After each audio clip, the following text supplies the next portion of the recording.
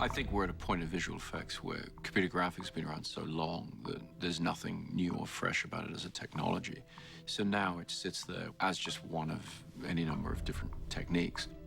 What that means is you can use it for the things that it's good for, but there are all kinds of other, tricks you have to have up your sleeve in terms of how you're going to convince an audience of the reality of something.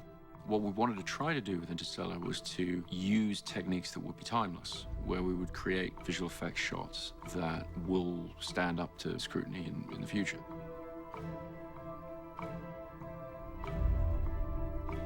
That initial docking sequence is a really interesting combination of techniques because we have computer-generated space rocket that takes off and we see that launch. But then when we get up into space and we see the Ranger maneuvering, we are looking at the full-size version of the Ranger that we built, which is 50 feet long, and it was mounted on a motion-controlled movement base that Chris could actually operate in real time with a little kind of steering wheel, I think called a Waldo.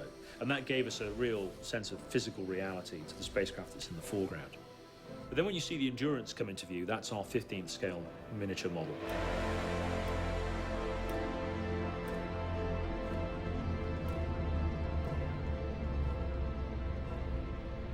I think if Christopher Nolan had his choice, he would be shooting in space with real spaceships and actually doing this for real on location. But the next best thing is to use miniatures. The use of miniatures is something that goes back quite a ways in film, but it's still a viable technique that we're using today. There was a time when all spaceship shots in films were always done with miniatures, but it's not that common these days. By using the model, we feel we're going to get a result which better matches the tone of the rest of the movie, which has a very gritty, realistic, very grounded feel to it. It's all part of our effort to keep the story as real as possible. New Deal were able to build some extraordinary versions of the ships at a huge scale. Almost seems wrong to term them miniatures when they're so big. The Endurance is a very, very large spacecraft in the story. It's about 120 feet across. This model we have behind us is a 1/15th scale, so it's 1/15th the size of the full size of the Endurance's real scale, and it's 15, 16 feet across. Very, very detailed. We can get our camera very, very close to it. It'll hold up beautifully under the scrutiny of the cameras. We're shooting it in a high-resolution film format, which is called VistaVision. It's not quite the same size as the IMAX, but it makes a good match for it. We're using what's called motion control photography to shoot the models.